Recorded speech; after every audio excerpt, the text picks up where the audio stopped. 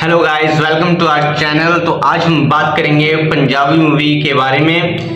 दिलजीत दोसांझ की latest movie सरदार जी 3। सबसे पहले सरदार जी 3 की कास्ट की बात की जाए तो इसकी मेन लीड्स में पंजाब रॉक स्टार दिलजीत दोसांझ के साथ पंजाब की ब्यूटीफुल एक्ट्रेस नीरू बाजवा नजर आएंगी और फर्स्ट टाइम किसी पंजाबी मूवी में वर्क करने वाली हमारी अपनी पाकिस्तानी एक्ट्रेस हानिया आमिर नजर आएंगी। इसी तरीके से इस मूवी के अंदर स्पॉटिव रोल में हमारे अपने स्टेज के कॉमेडी किंग नासिर चिनोटी साहब नजर आएंगे।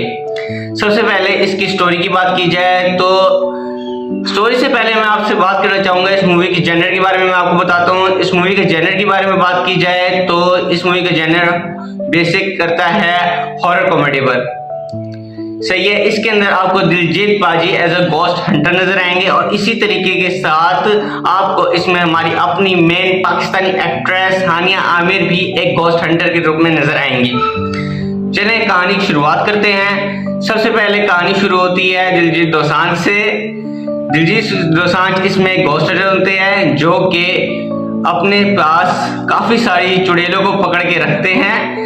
गोस्ट से उनको कोई वास्ता नहीं होता, उन्होंने इस पूरी फिल्म में एक भी भूत नहीं पकड़ा होता, सिर्फ और सिर्फ वो प्यारी प्यारी चुड़ैलें पकड़ते हैं और उनको अपने पास कलेक्ट कर लेते हैं और अपने साथ अपने घर ले जाते हैं।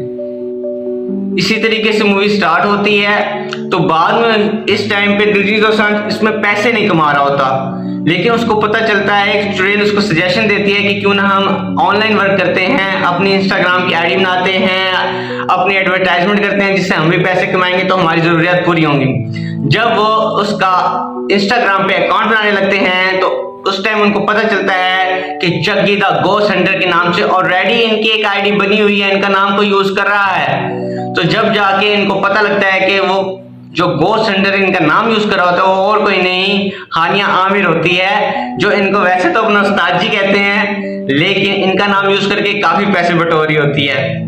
वहां पे जाके दिलजीत दोसांझ उसके ऑफिस में जाता है। ऑफिस में जाके उनके ऊपर सू करने की फाइल करते हैं, लेकिन फर्स्ट एवर सीन में जिसका लव एट फर्स्ट साइड होता है, जैसे कब्रिस्तान में जाके वो हानिया आमिर को देखता है, उसको उसकी फर्स्ट झलक नजर आती है, तब भी जाके उसके दिल में ठाक करके लगती है हानिया आमिर। इसी तरीके से इन दोनों की आपस में अंडरस्टैंडिंग होना शुरू हो जाती है। ये म्यूचुअल अंडरस्टैंडिंग के बेस पे पार्टनरशिप पे काम करना शुरू कर देते हैं। इसके बाद वहां से इनकी फर्स्ट पेमेंट के बारे में डिस्कस होता है। उसके बाद यहाँ से वो चले जाते हैं। इसके बाद दोसांझ इतनी सारी शॉपिंग कर रहा होता है तो हानिया आमिर समझ रही होती है कि ये मेरे लिए शॉपिंग कर रहा है क्योंकि मेरा बॉयफ्रेंड है, लेकिन वो अपनी चुड़ैलों के लिए शॉपिंग कर रहा होता है। दिलजीत दोसांझ भी अपने घर आ जाता है। वहां पे आके उसकी चुड़ैलें यानी कि नीरू बाजवा वगैरह उससे पूछती हैं कि भाई क्या कमाया, क्या चीजें। वो उसको कहती हैं कि वो तुझे बेवकूफ बना के चली गई। वो कहते नहीं नहीं ऐसा कुछ नहीं होता, वो अभी पेमेंट सेंड कर देगी। लेकिन जब वो उसका नंबर ट्राई करता है तो उसका नंबर भी बंद होता है। जब इसी दौरान हानिया आमिर को लंदन यूके से एक प्रोजेक्ट की डील होती है जिसमें वो उसको 1 लाख पाउंड ऑफर करते हैं। फर्स्ट टाइम पे वो जाती है, हानिया आमिर वहां से डर के भाग आती है, लेकिन जिसने उसको ये प्रोजेक्ट दिया होता है वो कोई आम बंदे नहीं होते, वो गैंगस्टर्स होते हैं। तो वो उसको कहते हैं या तो गोश्त पकड़ो या तो अपनी जान से जाओ।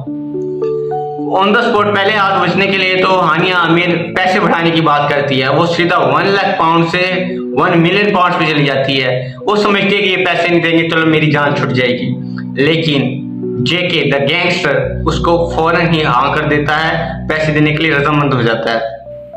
तब वो अपना दिमाग लगाती है। उसके बाद वो कहती है कि बस एक ही बंदा है पूरी दुनिया में जो आपको ये काम कर सकता है, वो है Jaggi the ghost Hunter original, means के अपने दिलजीत पाजी। दिलजीत पाजी को वहां से फोन करते हैं ये लोग, तो वहां पे उसको बुलाते हैं कि ऐसे ऐसे बात है तो आप यूके आए, आके प्रोजेक्ट करें।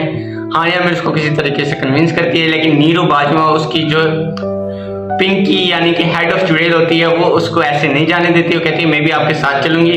इस बात पे राजी हो जाते हैं। उसके बाद दिलजीत दोसांझ और नीरू बाजवा यूके पहुंच जाते हैं। जब यूके पहुंच जाते हैं तो सबसे पहले जाते हैं ये उस कैसल के अंदर जिसमें भूत होता है। दिलजीत के साथ जाते हैं तो फर्स्ट टाइम वो उसको सिर्फ ये कह देता है सरदार आगे जी नहीं लगाता। इस बात पे सरदार जी खुंदक खा जाते हैं। वो कहते हैं सरदार जी तो तेनों कहना पेगा, खुटियां ते तेनों लेके आवांगा। लेकिन ऑन द स्पॉट वो उसको भी मार मार के भगा देता है। दिलजीत दोसांझ में भाग आता है, लेकिन दिलजीत दोसांझ को अपने उस्ताद जी के दिए हुए मंत्र याद आते हैं। वो उन मंत्रों का जाप करता है और वहां से निकल आता है। उसके बाद वो दोनों प्लानिंग करते हैं कि इस घोस्ट को कैसे पकड़ा जाए। तो वो उसकी पुरानी हिस्ट्री खोद के उसके बारे में जान के सारी उसकी स्टोरी निकालता है। उसके बाद वो पूरा एक प्लान सेटअप करता है कि इस घोस्ट को इस तरीके से पकड़ा जा सकता है वरना नहीं पकड़ा जा सकता। वो सारी अपनी प्लानिंग के तहत सारा एक सिनेरियो पैदा करता है। उसके बाद ये सारे लोग अंदर कैसल के अंदर जाते हैं। कैसल के अंदर जाकर वो अपनी फुल टाइम जो उसकी प्लानिंग होती है उस पर अमल दरामद करता है। जिसके बाद जो केके होता है, केके द गैंगस्टर, वो जो घोस्ट होता है वो जेके होता है, उसका ही ट्विन ब्रदर, जिसको उसने अपनी लवर की खातिर खुद ही अपने हाथों से मारा होता है। जबकि ऑन द स्पॉट इस एक मिसअंडरस्टैंडिंग होती है दोनों भाइयों के दरमियान में, जबकि असल कल्प्रेट उसकी अपनी महबूबा यानी कि मोनिका होती है, जो कि खुद अपने आप को शूट करके जेके पे इल्जाम लगा देती है, जिसकी बिना पर केके उसको गोलियां मार के उसी टाइम कत्ल कर देता है। लेकिन जेके मरते वक्त सारे के सारे डायमंड्स निकल लेता है और उसकी अपनी बॉडी के अंदर संभाल लेता है। तो जब वो ये सब कर रहे होते हैं तो उस टाइम पुलिस आ जाती है, तो वो उनकी बॉडी को वहीं पे छोड़ के भाग जाते हैं। लेकिन वो पकड़े जाते हैं, उनको जेल हो जाती है। जब जेल के बाद दोबारा वो वापस आते हैं केके और मोनिका, तब तक वो कैसल जेके के भूत से हॉरिफाइड हो चुका होता है। इसी दौरान एंट्री होती है the big mafia boss Lahoria की, जिसके असल में वो डायमंड्स होते हैं। वो आता है, वो कहता है मुझे डायमंड्स दो मेरे, नहीं तो मैं तुम्हें मार दूंगा। यहाँ पे आके के कहते हैं डायमंड्स दे देंगे, आपको आने की क्या जरूरत थी। लेकिन वही पुराने डायलॉग्स चलते हैं थोड़े से इस मूवीज में। फिर उसके बाद दिलजीत दोसांझ के प्लान के मुताबिक सारे लोग कैसल के अंदर जाते हैं। वहां पे जेके का भूत आता है, वो केके को बताता है, सारी असलियत का पता चल जाता है। दिलजीत दोसांझ सारी हकीकत सामने ले आता है, जिसके बाद केके अपने हाथों से खुद मोनिका को मार देता है। उसके बाद वो दिलजीत दोसांझ को कहता है चलो यहाँ से चले जाओ, आपका काम हो गया, तेरा मेरा कोई चक्कर नहीं है। लेकिन सरदार जी तो फिर सरदार जी ठहरे, वो कहते नहीं पाजी, सरदार जी मैनू नहीं कहेगा जब तक तेरा भरा दा पूत, मतलब कि जेके का गोश्त जब तक मुझे सरदार जी नहीं कहेगा मैं तो नहीं जाता।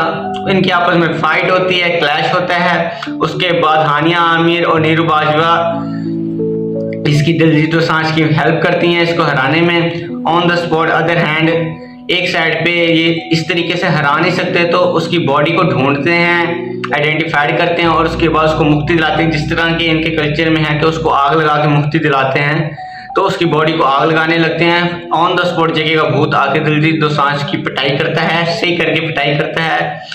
उसके बाद दिलजीत दोसांझ समझ जाता है कि इसको कुछ नहीं, फिर वो अपने मंत्र जाप करने लग जाता है उसके गर्दन को पकड़ के। तो उसके बाद हानिया आमिर और नीरू बाजवा मिलकर उसकी बॉडी को आग लगा देती हैं, तो उसका भूत क्या मुक्ति मिल जाती है। तो आपको यह स्टोरी यहीं पे एंड हो जाती है। खुल के ख्याल के सब कुछ करके नीरू बाजवा और हानिया आमिर दोनों ही दिलजीत दोसांझ के साथ रहने लग जाती हैं और ये हो जाती है इनकी हैप्पी एंडिंग। हाँ तो गाइस आप बताएं जिन्होंने ये मूवी देखी हुई है तो उनको ये स्टोरी कैसी लगी, और जिन्होंने नहीं देखी वो जाके जरूर इसको देखें और वापस आके इस वीडियो की कमेंट्स में जरूर बताएं कि आप लोगों को ये वीडियो कैसी लगी। तब तक के लिए गुड बाय।